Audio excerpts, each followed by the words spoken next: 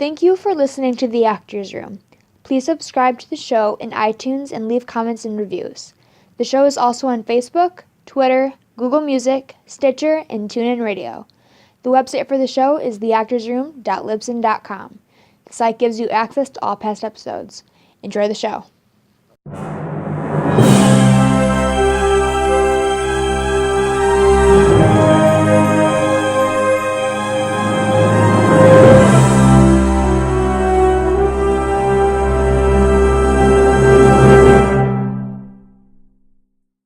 Did you go to an acting school? No. What you did?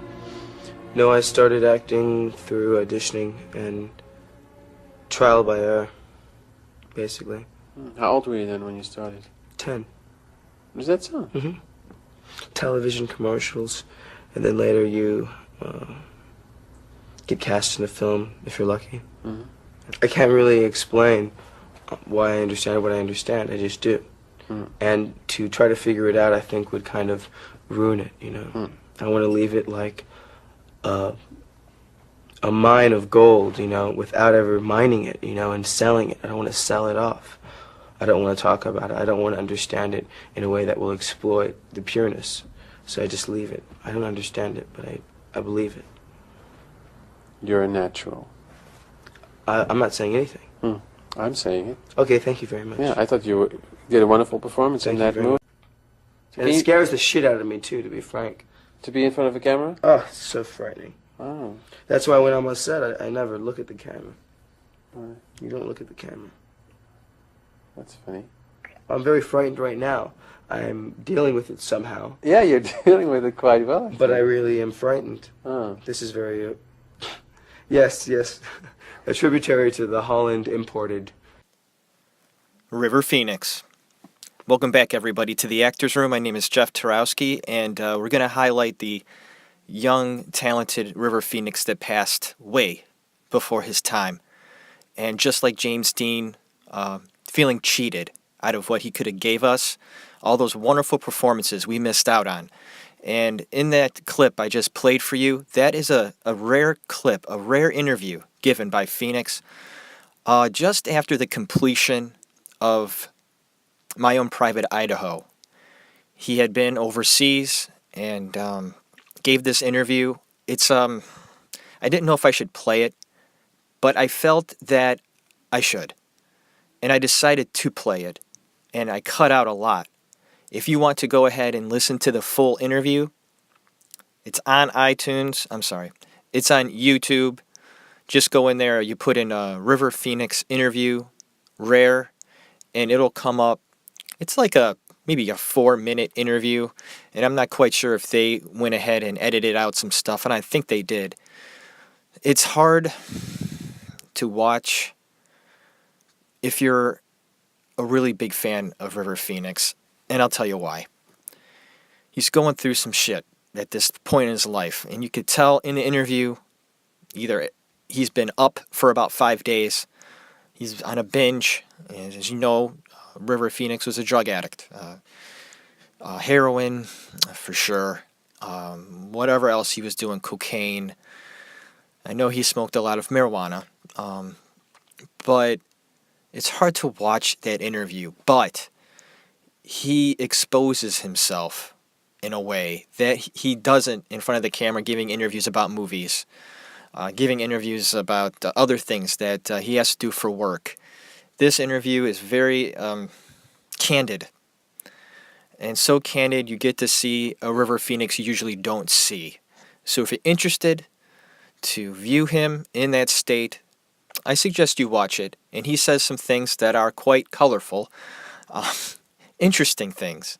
But some of the things that I played for you in that clip, you get to see and hear River talk freely about some things.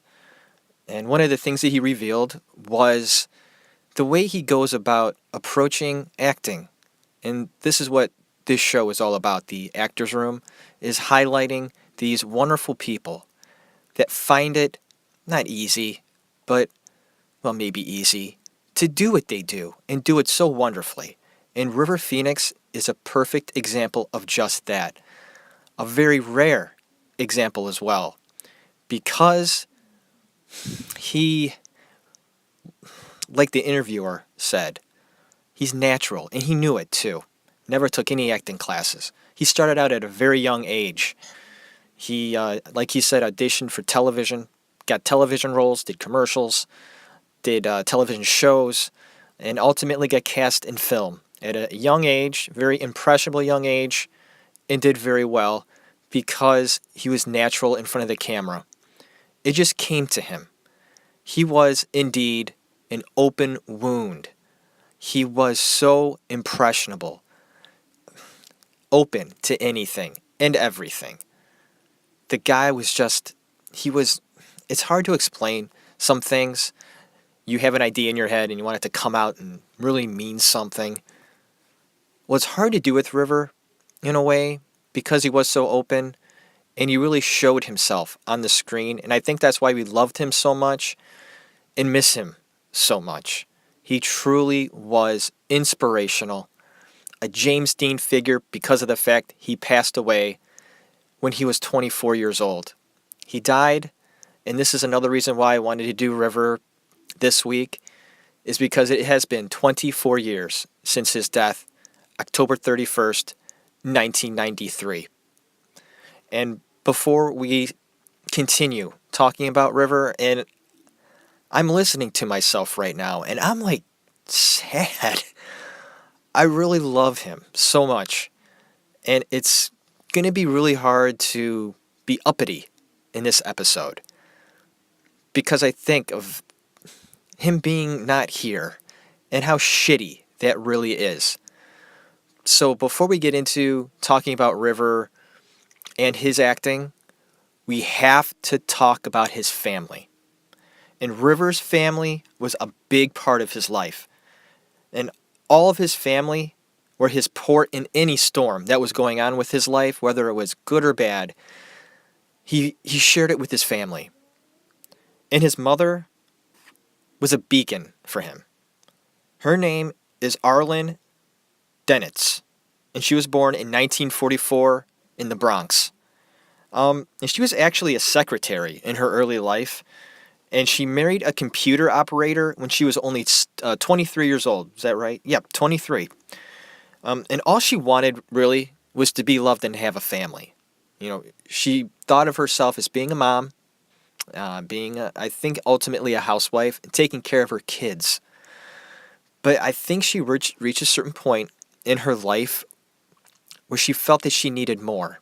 It wasn't enough just to be a wife at this time. So she decided to drop everything, all right, and hit the road, head west. She astonished her husband. She floored her parents and the rest of her family with this decision. She was basically dropping everything, leaving it all behind to be a hippie. She was going to hitchhike her way out west to California. River's father's name is John Lee Bottom, and it was common for him to run away from home, all right? He was born on June 14th, 1947, and was from California, just east of Los Angeles. It wasn't a happy childhood for John. His father paid more attention to his business than his son. And then John's mother was in a bad car accident, which left her a shell of herself. So with all of this extra strain, John's father began to drink, and drink heavily he did. Then one day, he just left. And then, because the father was gone, the mother was sent to a home for the care that she needed. River's dad was now living with his older brother, and his name was Bobby. He was 6 years older, and then ultimately joined the Navy, and then John was all alone. And this ultimately put him in an orphanage. Now, John is quoted as saying this: "I ran away from home to become a songwriter in Hollywood." Now, I think he was probably around, I'm not kidding, 13 at this time, all right? Now, of course, not much came of this short stay in Hollywood, and he was sent back home. Then he ran away to Long Beach to live with his aunt and uncle and begged for them to take him in. They said no. So back to the orphanage he went. He quickly went from a timid boy to an angry teenager. And when you think about this for a second here, this poor kid, he just wanted somewhere to stay and not to be left in an orphanage. I really feel sorry for his dad here. He had no direction whatsoever. And because of this, he drank heavily, smoked pot, and rode a motorcycle. Now, this is an interesting thing. John claims he spent a year and a half in the hospital when he got into a horrible bike accident. Now, relatives remark that they do not remember this accident and believed he received his troubled back issues from working as a carpenter at this time. Now, was John trying to make sense of his mom's terrible accident in the past? Or was he having trouble deciphering between fantasy and reality? Or was he so estranged from his family that they could not keep up with his life? Well, in any sense, it's a sad tale. And at 15, he got a girl pregnant. This resulted in a daughter named Trust. But just like his own father, John did not stick around. With Vietnam just around the corner and the draft looming over his head, he left for Canada. About a year later, he made it back into the United States and headed to California in his Volkswagen minibus, of course. Then he saw a pretty little lady sticking out her thumb and asking for a ride. The pretty little lady was River's mom.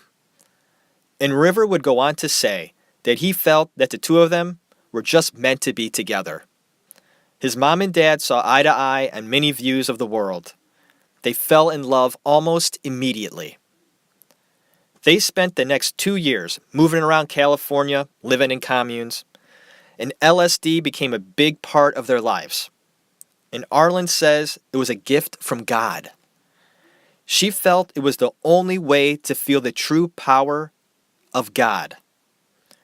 River's parents were indeed flower children and professed peace and love. They ended up in Oregon with Arlen pregnant with River.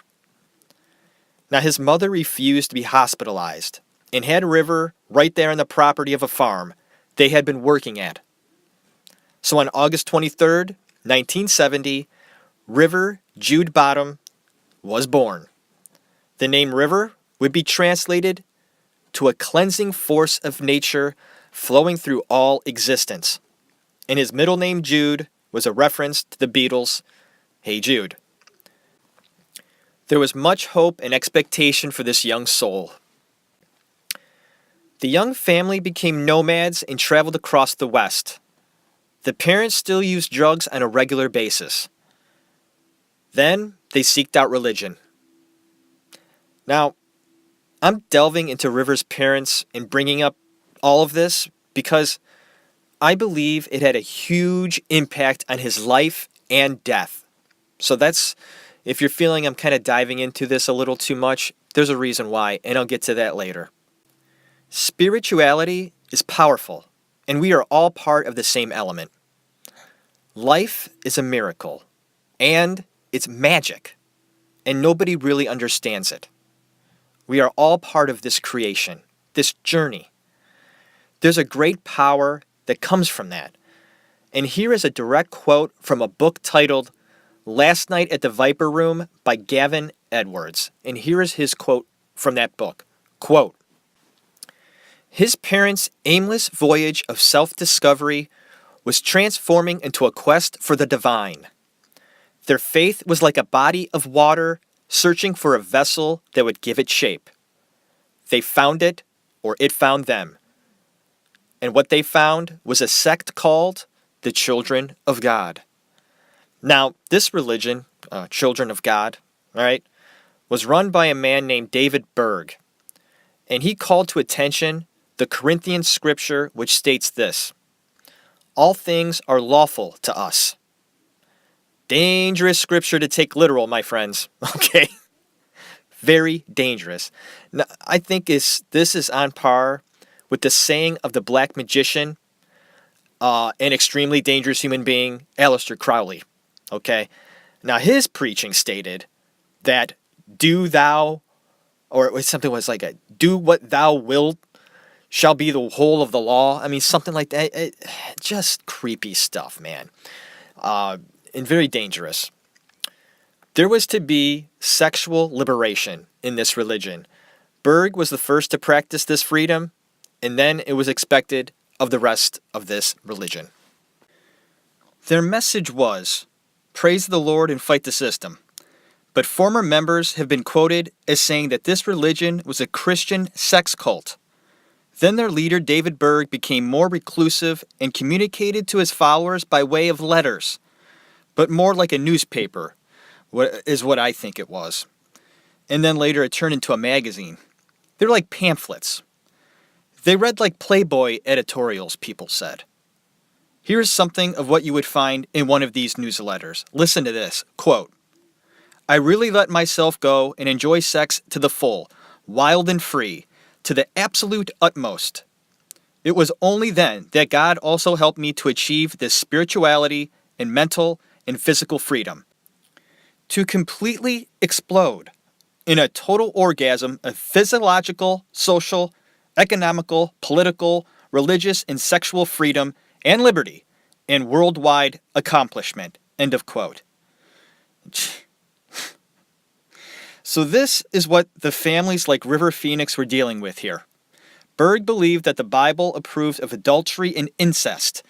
Oh boy. I'm going to go ahead and take a moment and talk about this religion, so-called religion, and understand its overall message might have been very good. They went out and spread the word of God. They wanted it to be a family thing, but it also kind of just mixed up the families. I guess they would mix the families up, and the kids would go and live with other families. It was more like them becoming one unit more than a family thing. So they mixed it up, and that's very dangerous. I think that's a very dangerous idea, that kids were taken away from their parents and then were being raised by other people. So you can imagine things getting kind of messy at some point. But, one of these examples is the actress called Rose McGowan. And she has spoken up about her childhood, and she was in this cult. I want to call it a cult, and that's exactly what she called it as well. And how awful it was for her. She claimed, they shut you off from the outside world. You were theirs to mold. By the age of 3, McGowan was already questioning her surroundings. She knew something was evidently wrong. Her family decided it was time to escape, and they did. They ran through a cornfield in the middle of the night during a thunderstorm. That is some scary shit right there. So in 1972, John and Arlen joined the Children of God. They donated all their possessions and were ready to devote their life to Christ. The church's communes were said to look like pawn shops or garage sales with a bunch of TV sets and stereos ready for resale. Fucked up. With 30 other believers, the Bottom family trekked 800 miles to Colorado to start a new commune. Soon they were sent to Texas for leader training. It was at this time that John and Arlen decided to change their names. John became Amram, and Arlen became, and I don't know if I'm pronouncing this right, Jochebed? I don't know. Silly if you ask me, changing a name like that. But hey, you know what? People can change their name to whatever they want, right? Hey, God bless them. And on November 21st, 1972, they had their second child, a baby girl, and named her Rain, Joan of Arc. John delivered the baby himself. Brave man. The family was becoming well established in the Children of God religion and were sent to the South in order to spread the word. River would state later that they moved around a lot. They lived in Mexico and then Puerto Rico, and that is where Joaquin was born in 1974. River became fluent in Spanish at this time and got a nickname, Rio, which is of course the Spanish word for river. Then they moved further south in South America countries and then to Venezuela. John was then named Archbishop of Venezuela and the Caribbean. Okay then, so now you got the family in charge of a group of other families, and it's a small community, okay? And keep in mind that the Children of God religion is sending no money to them. They're not backed with anything. They are on their own, which meant that the children ran the risk of not being fed at times. The Bottoms family had a solution to this problem, and here it is. Having the children beg. There you go. The kids would sing in the street by performing Children of God songs while getting donations. Members of the religion have said that John and Arlen were devoted parents to their children, always there for them. They were a unit. And one of the main reasons they were in this group is because they wanted to stay off of drugs. So what I gather is this religion, this Children of God, was a way for the parents to sort of get right with the world, right with the Lord, and stay off of drugs and do it for their kids. So in that way, I can see what they're doing. But you also have to take into consideration just how this lifestyle is affecting your children. And by the age of 5, River was learning how to play the guitar. River and his siblings were performing everywhere. Hospitals, jails, the streets. They did it because they needed the money, and River passed along his love of music, which is what he really loved to do. He would also say that many people would gather and listen to them. He truly loved music. By the age of 6, River was the sole support of his family. Wait a minute. What? What is absolutely downright ludicrous? Okay, a 6-year-old being the breadwinner? Freaking come on. Okay, moving on. Now, I understand that the parents believed that they were doing the right thing and doing the right thing in the world and being God's servants, and I get all that stuff. I'm not trying to judge them, but come on. Okay, this is the story. If River and his siblings didn't make enough money during the day singing on the streets, the family didn't eat. Now, that's not fair. Not too much pressure on River and the rest of the kids there, I mean, come on. So River would figure out where the hot spots were, the airports and hotels. And July 5th, 1976, another girl was born, and her name was Liberty. River's mom would enter the kids into musical contests, but no success. The family was poor, but happy, they said. Here is a quote from River at this time. Quote, "I've been through some rough times. I've seen a lot, even though I'm still young. But I feel that when you're born into a way of life and that's all you know, you don't mind it. The good times and the bad are all part of the experience." End of quote. I believe River uses his experiences when he acts. He had a lot going on inside, and he had a feeling to bring all that to the table when he acted.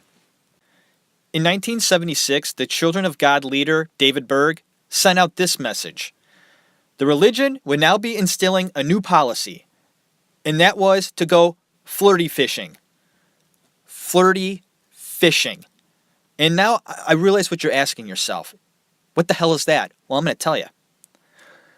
It was now a requirement for women to go out and recruit men by offering up their bodies for sex. Great ethics.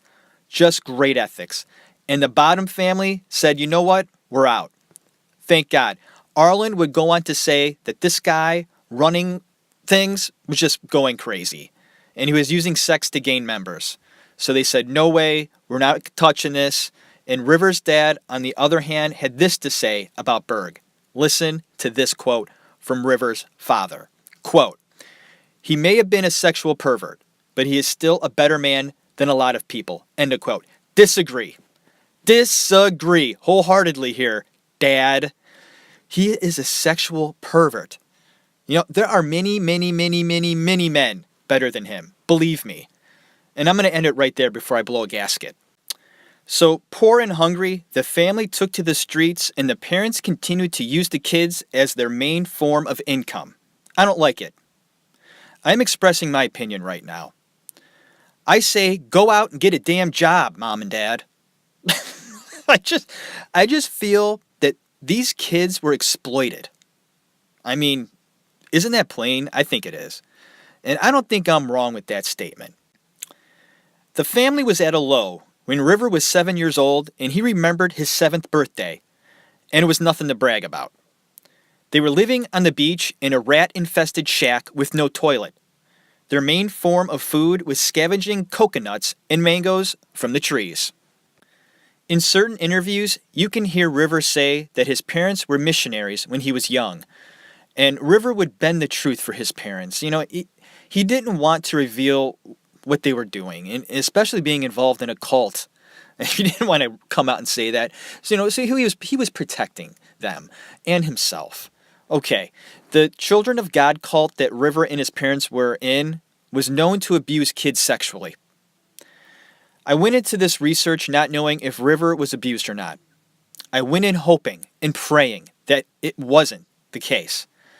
And, he looked happy for the most part. Such a wonderful human being. And doing this research, I found out that he was, damn it. There was an interview he gave in 1991 with the magazine Details.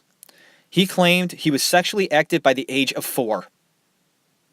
The age of 4. I can't fathom that. He then went on to say that he blocked it out. He revealed his secrets to friends, but never released it to the world, and for good reason. I'm pissed right now. Okay. Piecing together his childhood into his young adult life is becoming easier now. It really is. His knowledge of the world, his wisdom, was beyond those of most. He had experienced more than some adults would in their entire lifetimes. River would say that he was sexually active from the age of 4 to 10, and then was celibate until the age of 14. When he was 18, someone asked him if he had a happy childhood. His reply, quote, "Happy?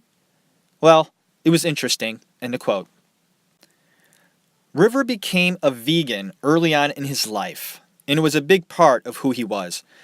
He was aware of all life's living creatures and how they impacted the world. The thought of an animal being mistreated sickened him. So there would be no meat to eat for him. No dairy, no eggs. He felt it was a link to perfection and peace. Soon enough, the whole family was also a part of this plan. So the whole family sort of became vegan in some way. The family made their way back to America when River was 8 years old. The only school he attended was at the age of 6 in first grade. He said everyone picked on him, especially for his name. Young River Bottom was telling fellow classmates that he wanted to change the world. They would say, "This kid is weird." The family rounded out their bunch in 1978 with the birth of another daughter named Summer. 4-year-old Joaquin was feeling left out with his name being so mundane, being Joaquin, and asked his dad if he could change it. He said, "Sure, what do you want to be called?" And I guess at the time his dad was raking up some leaves, and he pointed and said, "Why not Leaf?" So that's what he was called.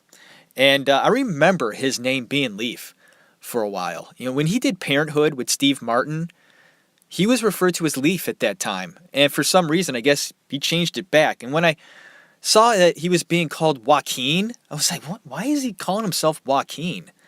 I thought his name was Leaf. I was confused. But I guess his original name was Joaquin. Then he changed it to Leaf because he felt left out. I mean, what? His other siblings were called River, Rain, Summer. So he's like, "Hey, God, why can't I be called something like that? That's cool. I feel so left out." So he picked Leaf, and he I guess he stuck with Leaf for a little while, and then decided to go back to Joaquin. So that's explaining that a little bit, because I mean he's a big actor now. So I will probably dive into Joaquin down the road. I think that he's very fascinating as well, and diving into his life will sort of resemble Rivers, of course, but it should be fun talking about him. Or frustrating, talking about these kids' childhoods. My God, this is crazy. River's dad eventually started a landscaping company, and the kids would help. They lived well among their neighbors, and the kids would have sleepovers with other kids. And, they were still poor, and other kids in the neighborhood would call them names and stuff like that. But River would go on to say, but they never really felt, offended, because they didn't know what the hell the names that they were calling them were. So you figure, how can they be offended if they didn't know what they were being called? I guess that makes sense. I guess the landscaping business didn't last long because John hurt his back. So Arlen got a job as a secretary, and the family was struggling mightily. John thought they could turn their troubles around by doing this. Hey, we're going to change our last name. Why not? His replacement name that he picked was Phoenix, the glorious firebird of Greek mythology. It's a symbol of resurrection. River was still playing his guitar non-stop. Him and his sister Rain were practicing their act and decided to take on more popular songs. The parents were focused on them making it in showbiz, and River didn't mind at all. He loved it. He never felt pushed into performing. He took it on and enjoyed playing his guitar and singing for people. It was his release. He was able to express himself.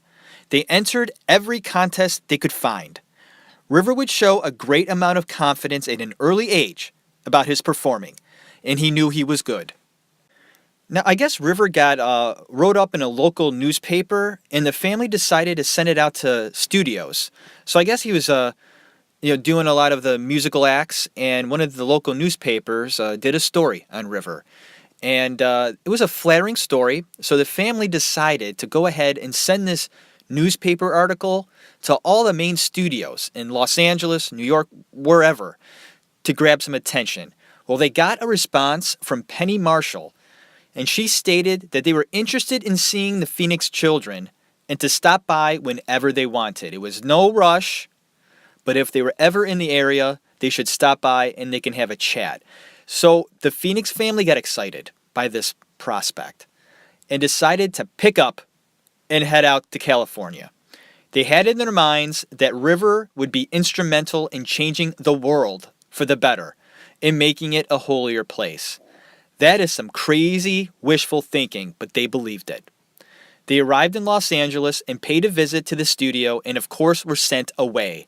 They were naive about making it right away and found themselves bouncing from hotel to hotel, apartment to apartment, and the kids once again took to the streets and played until the police came to shoo them away. Then they found another corner to continue. Even the younger siblings would be placed into the act, each having an instrument to play. It seems this was the family's main income. John was laid up, and some family members claimed that he was just being lazy. Then Arlen got a job as a secretary working for a man that was head of casting at NBC. Very smart move, Mom. And soon enough, she had her children auditioning for everything. River was the center and called a little Elvis. Even with hundreds of kids up for commercial parts, he would land several spots. But after about a year of doing commercials, he was done. He hated it. He just hated doing commercials. When this was brought up to his agent, she wasn't happy. It was never a good idea to turn down work, but she gave in and focused on getting him into television shows. His first television role was playing the little brother to Richard Dean Anderson. Now, if you remember, Anderson played MacGyver. The series featured a musical number in every show, and River showed his stuff. River, being a vegan, created problems on the set. He refused to wear any leather and had to do the best they could to find plastic replacements. And then he got picked on by the other classmates because of this. He didn't know how to cope with this. He would burst into tears and found himself alone on the set playing his guitar. And I brought that up because it goes to show just how sheltered River Phoenix was. He was in the bubble of his parents' world, okay? And I think he had a hard time socializing and understanding those concepts. The show was canceled after 22 episodes in 1983, and River spent the next few years gaining experience auditioning, getting a few jobs, getting rejected, but always doing enough to keep himself motivated. And it was an ABC after-school special that River showed promise, and also of note, was working alongside his brother Leaf. You can actually watch this clip on YouTube, and it's pretty damn cute. Seeing the two of them acting together, I mean, they're really young. He then appeared in a pilot TV series that went nowhere, and it starred Jason Bateman. Interesting. Then came another TV series called Hotel in 1984. Next up was a miniseries about Robert Kennedy, and River played one of his kids. Other child actors that were in this show were Shannon Doherty and Jason Bateman. Once again, Jason Bateman. River was now 14 at this time, and instead of attending high school as a freshman, He was instead becoming a steadfast regular of the Hollywood auditioning scene, and he stood out from the others. He got cast in the television film called Surviving with Molly Ringwald. River would win the Young Artist Award for his performance. He was slowly learning how to slip into someone else's skin. While filming Surviving, he got an audition for a movie called Explorers. He felt good about the part, and he got it. He would star along with Ethan Hawke, and he claims that River was no normal 13-year-old. He says that he would see River in the parking lot practicing his character's walk. He played a nerd, and he was good at it. And I think that the casting director and the director himself really wanted River, and he could have played any of those roles. He wanted River to play the hardest part, and that was the part of the nerd. And I found this to be kind of a cute tidbit here. He wasn't used to the fact of him playing a nerd. He didn't want to play a nerd, so it kind of bothered him a little bit. I mean, he took it on, and he did really well. But after they yelled cut and they wrapped up a scene, he quickly took off his glasses, like immediately, because he just felt very self-conscious about wearing glasses and the fact that he looked like a nerd. And just being a normal teenager, any teenager would react in that way, even River Phoenix. But the challenging role paid off, and he learned a great deal from this film. Ethan and River became fast friends on set and competed for the attention of their pretty co-star. Ethan also exposed River to different ways of thinking, and River found his mind expanding.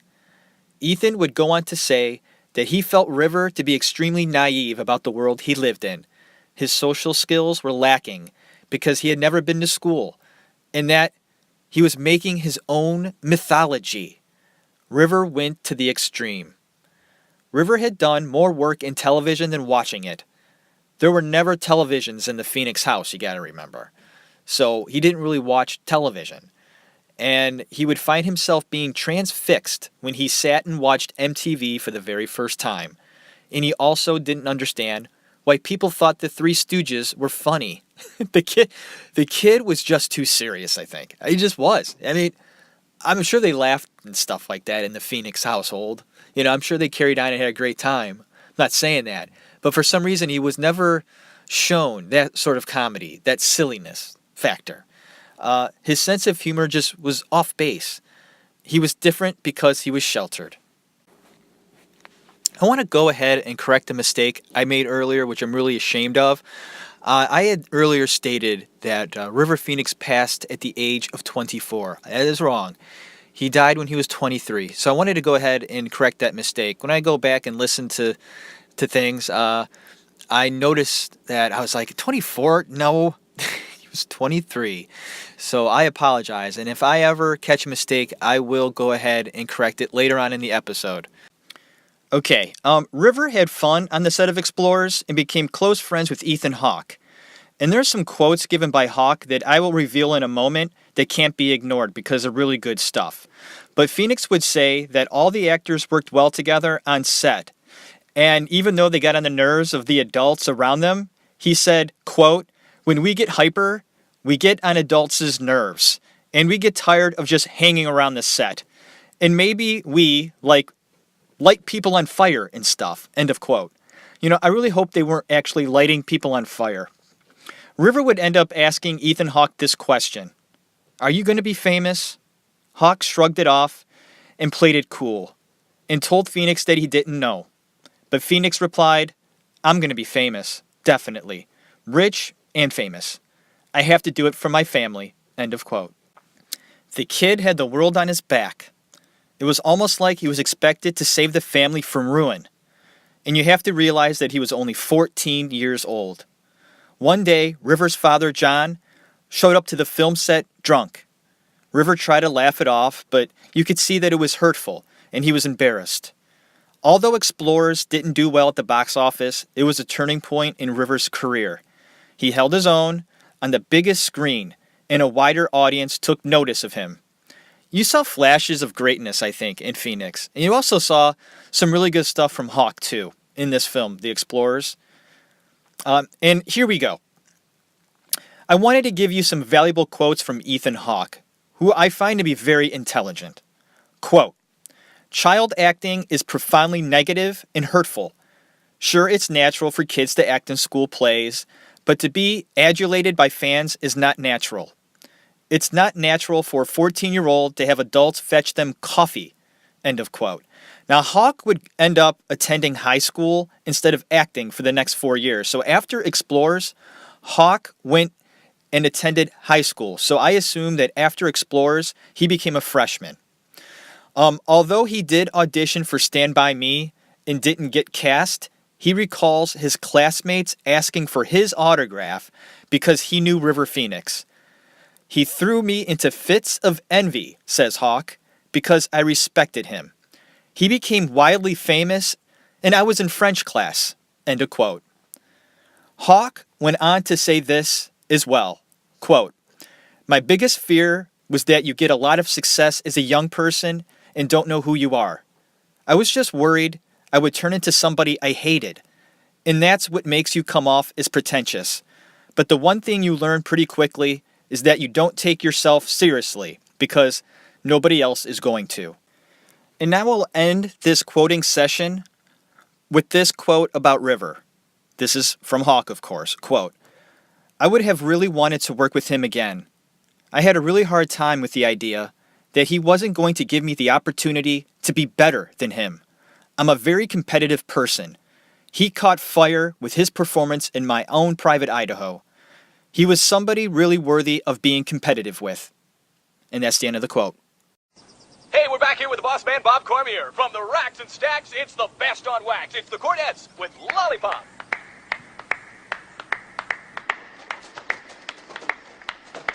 Lollipop, lollipop, oh, lolly, lolly, lolly, lollipop, lollipop, oh, lolly, lolly, lolly, lollipop, lollipop, oh, lolly, lolly, lolly, lollipop.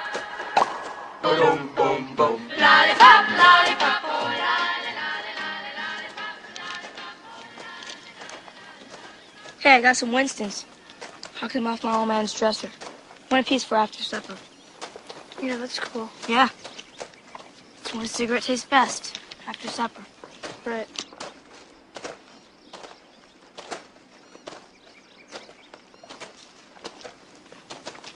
Do you think I'm weird?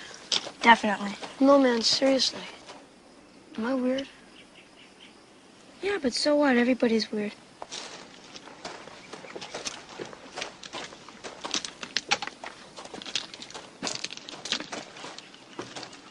You ready for school?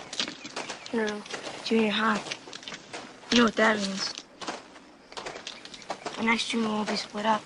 What are you talking about? Why would that happen? It's not going to be like grammar school, that's why. You're taking your college courses, and me, Teddy, and Vern, well, we'll be in the shop courses with the rest of the retards making ashtrays and birdhouses.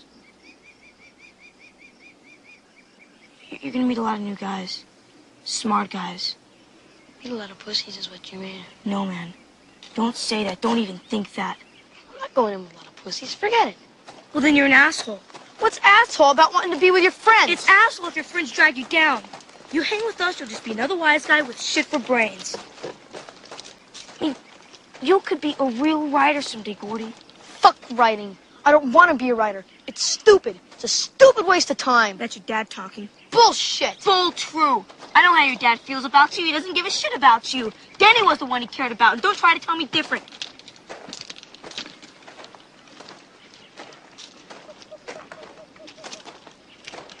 You're just a kid, Gordy. Oh, gee, thanks, Dad. Wish the hell I was your dad. You wouldn't be going around talking about taking these stupid shop courses if I was. It's like God gave you something, man. All those stories that you can make up. And he said, this is what we got for you, kid. Try not to lose it. But kids lose everything unless there's someone there to look out for them. And if your parents are too fucked up to do it, then maybe I should. Come on, you guys, let's get moving. Yeah, by the time we get there, the kid won't even be dead anymore. River is amazing in this performance. He crossed over from pretty damn good to pretty damn terrific in this historic film, and that is truly noteworthy. River opened his eyes to acting and then refused to close them after this performance. That scene I just played showed us this. His confidence is off the charts, especially at such a young age. His character Chris is wiser than his years, just like River. Although he isn't a tough guy in real life, he pulled it off in front of the camera just fine. The director Rob Reiner said that River looked like a young James Dean. His co-star Will Wheaton, who played Gordy, went on to say that River was so mature that he was intimidated by him at first, but soon realized how sensitive he was, so talented and so cool. River and another co-star, Corey Feldman, would hang out and go to parties together. Though extremely underage, it was not uncommon for them to get drunk and smoke pot. Phoenix was also courting a young lady that worked on the picture, and he was determined to snag her. And at the age of 15, he lost his virginity the right way. In the scene where River cries about stealing the milk money is a sweet moment in film history.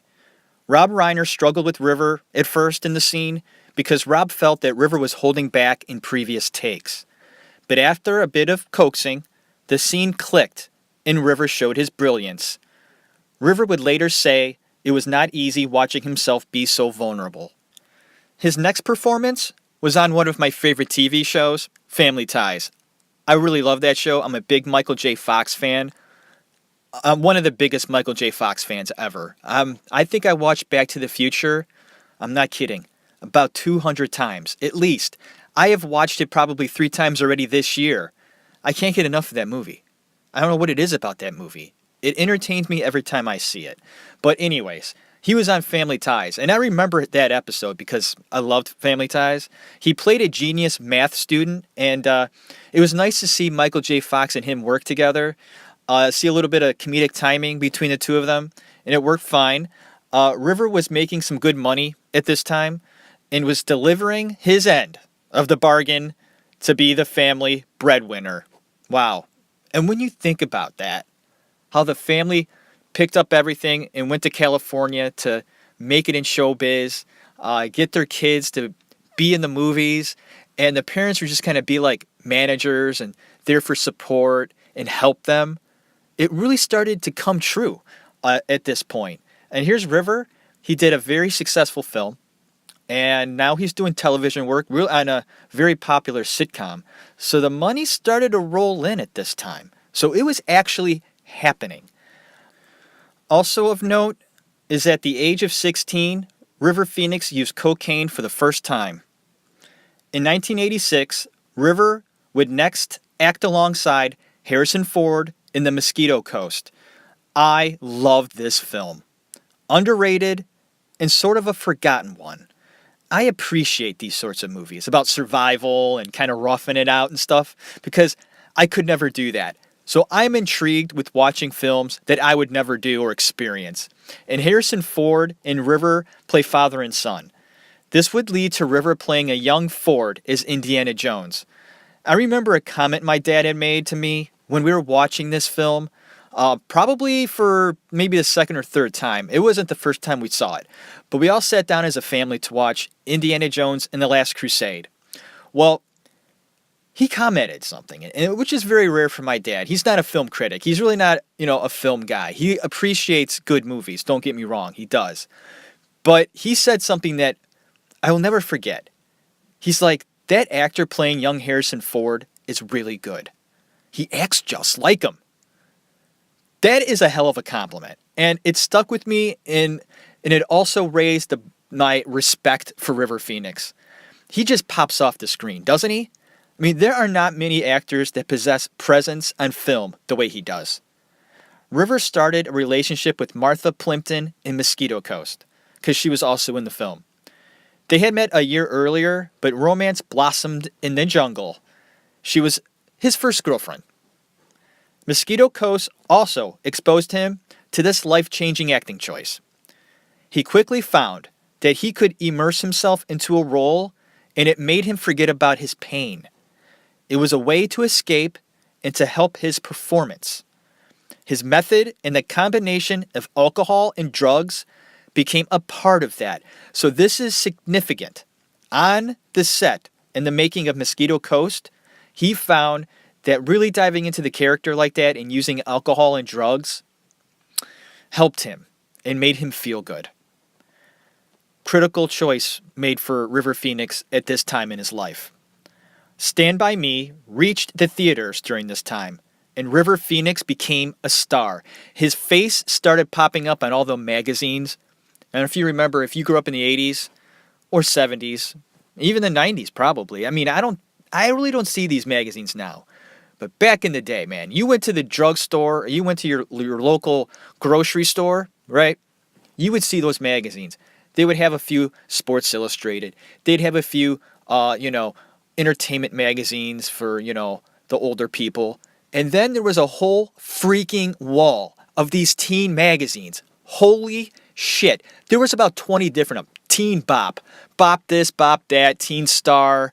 Well, River Phoenix was always on those covers of the magazine. And him Kirk Cameron was on there a lot. Corey Haim, I think, was a big star with the teeny boppers, so to speak. Well, River Phoenix became a star at this time, and his face was popping up on these magazines, and was making him even a bigger sensation. The other Phoenix kids had jumped into the fray as well. Leaf, or Joaquin, I prefer Leaf, was doing movies and would go on to be one of the biggest stars of today, of course. And an interesting tidbit about Phoenix came from his girlfriend, Martha Plimpton. She loved hanging around his family, but felt they had kept him in a bubble his whole life. He wasn't socialized, and thought it unhealthy that they proclaimed him a prophet. Just too much pressure for any 16-year-old. And this was going on way before then, Martha. And I think she knew that too. But she saw it as a very dangerous thing. His next film, The Night in the Life of Jimmy Reardon, was not an awful film, but failed to deliver on a lot of levels. And it's a fun film, and director and actor William Richard would go on to be one of River's biggest fans and friends. And River would sort of see him as a father figure. This William Richard guy, he absolutely adored River, and also states that when he saw him for the first time, he could see his bright aura, a light shining from within. And I find that interesting, how some people just sort of have a light around them. And I'm not saying they're beaming at the pores, but you could see that some people just have that it factor. They actually glow. And William Richard saw his glow. Matthew Perry also starred in the film. Hundreds of girls would line up around the set to get a glimpse of River, and he relished in the attention. Uncomfortable, yes, but he seemed to enjoy it from the research that I've done about River. It just seemed like he did like it. Well, who wouldn't? I mean, any normal teenage guy, right? He's 16 at this time, having girls lining up to take a look at you. I think that any teenage 16-year-old would be happy with that. I'm pretty positive about that. Little Nikita was next in 1988, and I'm not going to get into this one.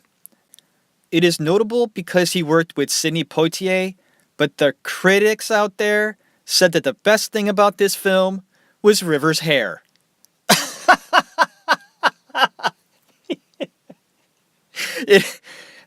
Listen to this.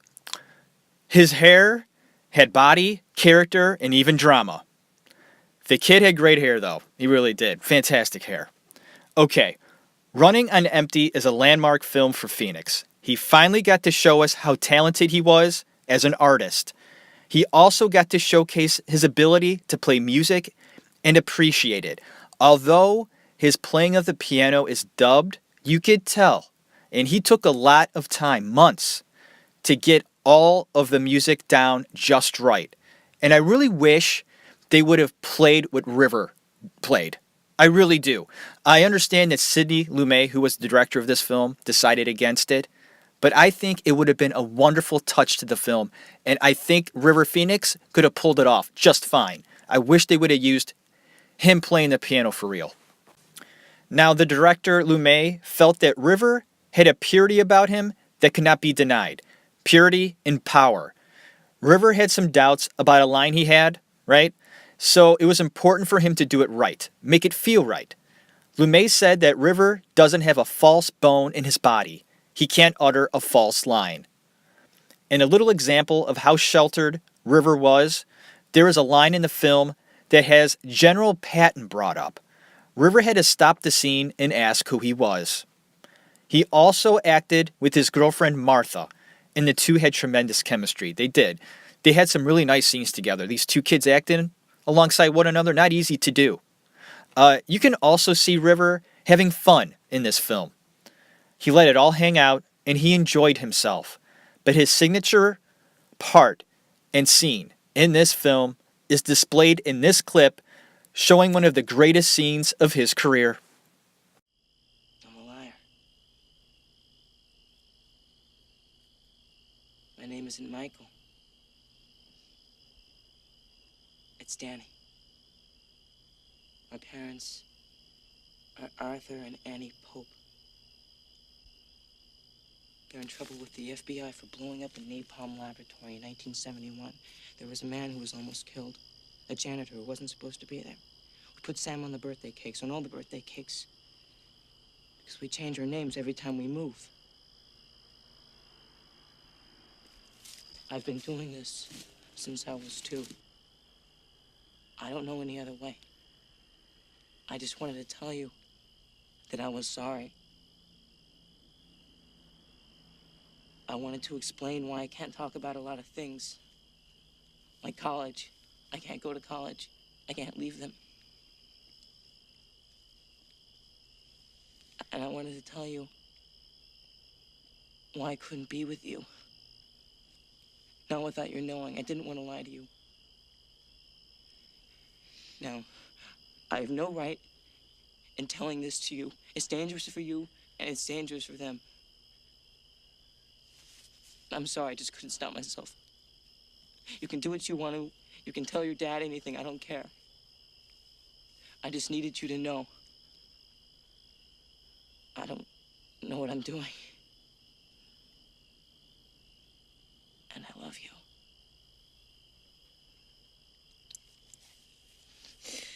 I love you.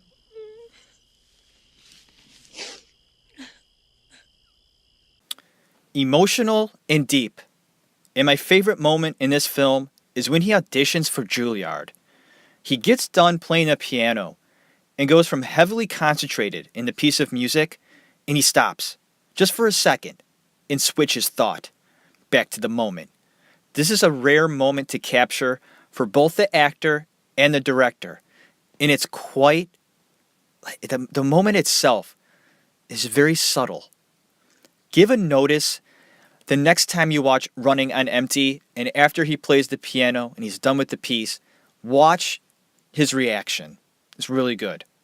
Phoenix was nominated for an Oscar as Best Supporting Actor. Nice nomination, but the guy deserved a Best Actor nomination. I think they did this because of his age. I really do. That movie is centered around his character. He's the star.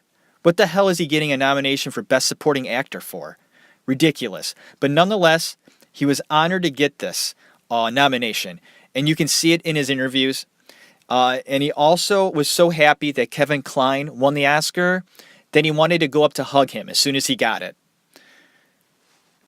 And I also wanted to note this about River Phoenix. He really did hate the Hollywood scene. I think he liked the Hollywood people, but he didn't like the whole hoopla of Hollywood. The Oscars, he thought the tradition was nice, but he wasn't all revved up to get dressed up and go out looking all on the town, looking spiffy, and he felt comfortable being who he was. And I think that really appealed to me about River. I feel the same way. And an interesting thing was going on within the Phoenix household at this time. River's dad was adamant on River and the other kids getting out of show business. He felt that his son was being corrupted. They had made enough money to sort of retire and get back to spreading their word and living a simple life. But River loved acting, and his mom agreed to keep up with acting. The River was torn between lifestyles. He is quoted as saying this, "The devil is so pretty and tempting," end of quote. The Last Crusade was a bit of a lark for Phoenix, because he was only in the first 15 minutes of the film, Indiana Jones and the Last Crusade. He wasn't even a selling point in the advertising, but he nailed the role as young Harrison Ford, and the movie itself is my favorite indie film. He was approached by Lucasfilms to portray the young Jones in the high-budget television series, but he declined. He wanted nothing to do with that show. And to be quite honest with you, I was really excited to have that show come on, and I agree, River. It was a bad show. He made the right decision. Now, River was also into his music and starting a band with his sister called Elika's Attic. Now, I've heard some of their music, and I gotta say, it's just not my taste. And I've watched some stuff that they did, and it just seemed to me that they were in the early stages of what I saw. And for a band, it takes time to get to feel comfortable with one another and get your rhythm going in all the right places. And because River was in a band and then he would go on and act, the band would sort of be getting into a rhythm, and then he would up and leave and make a picture. So it was hard for them to stay constant. River attended the Oscar ceremony and cheered wildly for Kevin Kline, like I mentioned before. And he was very excited to work with Kline because he was going to be in a movie with Kline called I Love You to Death. And I love this movie to death. Okay, it was panned, and there are a lot of people that don't like it, and it didn't do well at the box office, but there is something about that movie I really like, and it's actually been a while since I've seen it, and I've been looking for it. I may have to just go on Amazon and buy it. Kevin Kline plays this, he just plays this pizza shop owner, and he's cheating on his wife, and he's a real scumbag. And Tracy Ullman plays his wife, and she just can't stand the look on his face anymore. So she tries to get him killed. So River Phoenix just happens to work at this pizza shop. Well, she gets him to kill her husband. So he hires a couple of, I think they're just hitmen. I think they're hitmen. They don't look like hitmen. They just look like a couple of sleazy guys. Like, he hires or he gets his buddies, and they're Keanu Reeves and William Hurt play the two guys that are trying to kill this guy. All right, it may sound stupid, but it's really charming and it's funny. I like the movie a lot. And if you've never seen I Love You to Death, I recommend it. Don't listen to what other people say about it. It's really good. It's funny. It's worth a shot. Okay, now to the bad stuff. Around this time, River Phoenix was taking a lot of drugs, and Martha Plimpton soon broke it off with him after the Oscars. It was just getting too much for her, and the fights were no longer worth it, she says.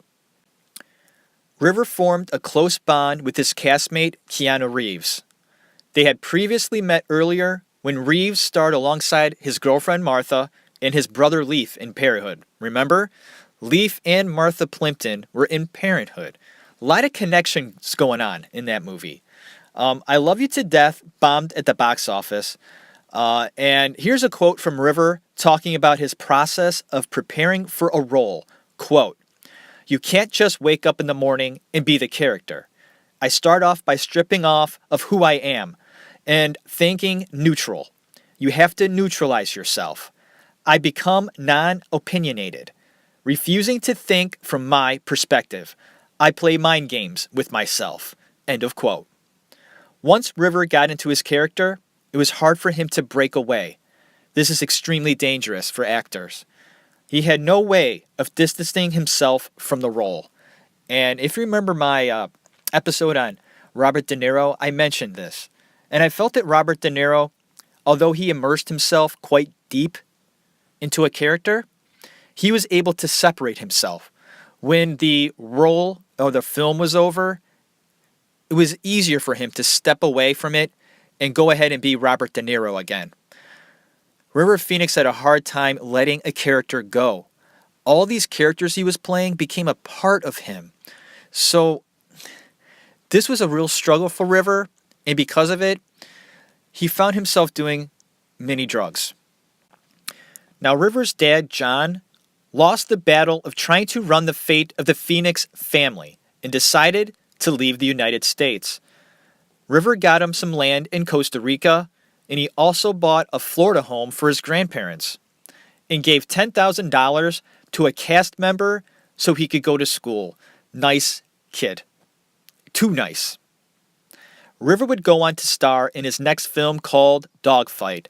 And I gotta be honest with you, I didn't know of this film at all. Seriously. I was a big River Phoenix fan, right? And I was going over his roles and movies that he did and making sure that I had seen everything that he did. And it was about 5 years ago. And I'm like, Dogfight? What the hell is that? So I couldn't wait to see it. I'm like, awesome. Yeah, there's actually something out there I didn't see of River. So when I popped this one in 5 years ago, I loved it. I thought it was really good. His performance, and you could tell he dived deep into this role. And it's just kind of a darker feel to it. And he just looks really moody during the whole film. He just pissed. But like I said, I liked it very much. And I guess this is an interesting story. There was a party that was thrown after the filming, and they all partied hard. But River was the loudest and was described by a party member as being on a mean streak. He just wanted to get into a fight, just like a Marine would, because that's what he played in the movie. Shakespeare, little Henry IV, and Street Hustlers. Oh yeah. I got this script from Gus Van Sant, very bold script, very refreshing, moving, touching, funny. River was like, let's do this. And I was, let's do this. Well, I can't talk about My Own Private Idaho without talking about River. Extraordinary person, extraordinary, original, great heart, great mind, great spirit. We're in Italy, and we're shooting this scene where Mike and I are out in Italy with the girl, and it was on this farm. It was a sheep farm. There was like sheep. You know, we're hanging out in between takes. I'm hanging out with River. We're just watching the sheep play and, you know, jumping around the hay and everything like that. We're taking a walk back and to the house. We come by and there's these two sheep hanging with their blood coming out. The gentleman slit the sheep and then pulled its skin off.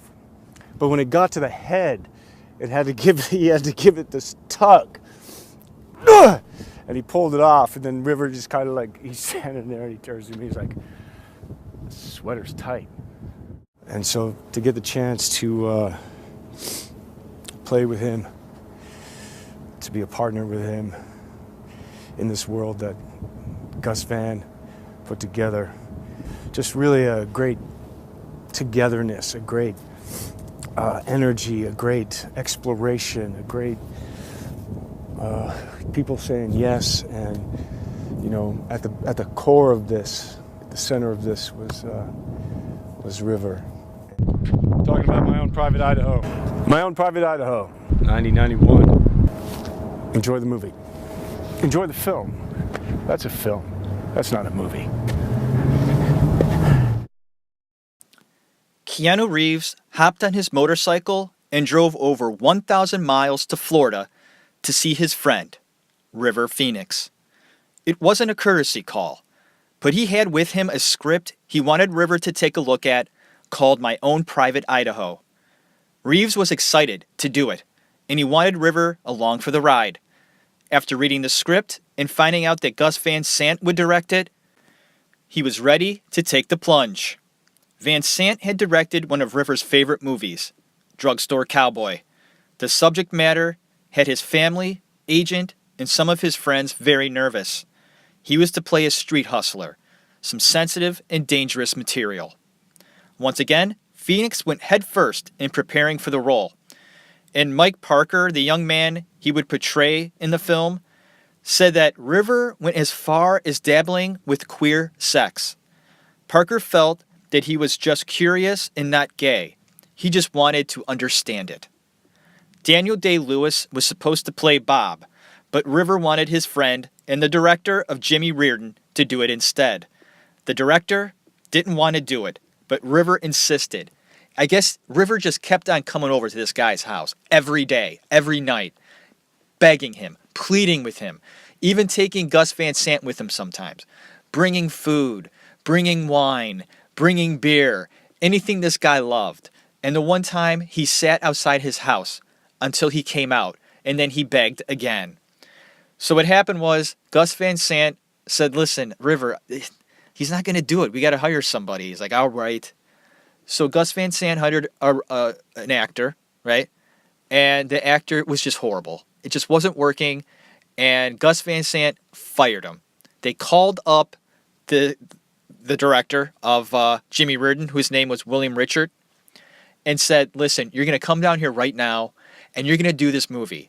Please. So he's like, what? You fired the other guy already? I guess it was a couple of days. They fired this guy already. And they said, you're the only person that can play this role. River wants you to do it. Get your ass down here and play the role. And he did. River got him to do it. He won the battle. So this is also what happened. River and most of the cast moved into Van Sant's house. Flea from the Red Hot Chili Peppers, who was in the film, he was there. And, Reeves was there. Keanu Reeves was there. And some street hustlers that they were doing research on and that the film was supposed to be about, they were there. And Van Sant decided to move out of his house for the remainder of the shoot. And I think that was probably a good idea. The cast, they just took over. River would be blissed out and play to the point of exhaustion and then fall asleep with his guitar in his arms. River would also go out at night and walk the streets for research. He learned the lingo and the moves, the looks, and he found heroin. It wasn't long before casual use became intense and a problem. So sad. I can honestly say, beyond a shadow of a doubt, that River Phoenix became his character. And it showed through the lens of the camera and into our theater and our homes. By God. The film itself isn't for everyone, of course, but this performance is legendary. So crisp, truthful, sad, honest, and real. You can even watch some deleted scenes that are on YouTube. And Gus Van Sant was filming River just being his character, Mike, just standing up against a wall, being Mike, for minutes at a time, no dialogue, just standing there, feeling something, really being there. I mean, that is artistic stuff, and it's real. The guy was a true artist through and through, and it was a beautiful thing to watch. Idaho was River's greatest accomplishment as an actor, but it was also his greatest demise, because he fell deeper and deeper into the abyss of drugs and alcohol. The thing is, he was a binge user. He could be off for a period of time, not do any drugs, and then go all out and scare the living shit out of everybody close to him. River's long-standing dream was to use his earnings from film and buy land to set up a safe place for damaged children. So sweet, because he was a damaged child. Think about it. Phoenix was offered many projects but turned a lot down because the scripts were just not right for him. Films like Sliver were just not for River Phoenix. But he did campaign to be in A River Runs Through It. He even auditioned for it and hoped for the best. But the role he wanted went to Brad Pitt. And a really nice performance by Pitt. But it would have been interesting to see River in that role. Sneakers was next in 1992. He played a nerd again, and it was a fun role for him. I can see what he was doing, and it was funny. He never did the same kind of movie back to back. Take a look at that. I mean, he never did. It was always something different every time. The roles were always different. He bonded with Dan Aykroyd on set. The film also had Robert Redford, Ben Kingsley, Sidney Poitier, Mary McDonald, and James Earl Jones. River is good at making choices in his films. If you watch Sneakers, he does a lot of this in this movie. Little things. You may miss it, but they're there. Watch the film. You can see it. Filming on this movie took 5 months, and there was much downtime. So River stayed with Flea from Red Hot Chili Peppers, and there were many drugs to partake. Jim Dobson, who had been the publicist on Jimmy Reardon, saw River for the first time in years and was amazed at the transformation. He says that he was 100% different. He had gone from a cute, well-groomed kid to someone who wouldn't bathe, and his face was very gray. Aykroyd tried to convince River Phoenix to lay off of heroin because he lost his dear friend John Belushi in the same matter, and he could see it happening in River. Silent Tongue was next up, and this one is boring. I gotta say that I have seen this a few times, and I hope the second viewing would be better, but guess what? Not really. It's slow moving, and River just doesn't have enough dialogue. I know, I understand that some acting is really good without dialogue. I get it. Believe me, I get it. I didn't see it in this one. Maybe this is when River really started to go a little downhill, especially in his acting. It wasn't top notch as it was earlier. Sam Shepard wrote it and was intrigued with River because he never could figure him out. I want to bring up River's dad for a moment, John. John, he never was a dad to River. I think that he tried to be more of a friend to River, and kids need a dad and a mom, okay? I think his mom was more like a mom. I don't know for sure. I don't know. I'm just, making an opinion on this. But John missed the mark. And River would find father figures in his life time after time to sort of fill that gap in himself. And I just wanted to point that out real quick about his dad. I think his dad meant really well, but he went about it the wrong way. Okay, he then took on the role of a country singer in the film The Thing Called Love. Good movie. I liked it. A lot of people panned it, said that Rivers' acting was bad in it, and it's not. It's not bad. He looked like he was on drugs, yes, and he probably was. He didn't look like himself. I get it. But I still was very impressed with not only his acting, but his performance, singing, and playing guitar in this film. I liked it very much. And I said earlier, I really didn't care for his band that he was doing, that Attic band it was called. I really didn't like too much of their songs, but it might have been early in their progression. Maybe I saw a bad performance, who knows. But I really loved Rivers' voice and his musical ability in this film. And Samantha Mathis was also in this movie, and she is cute as hell.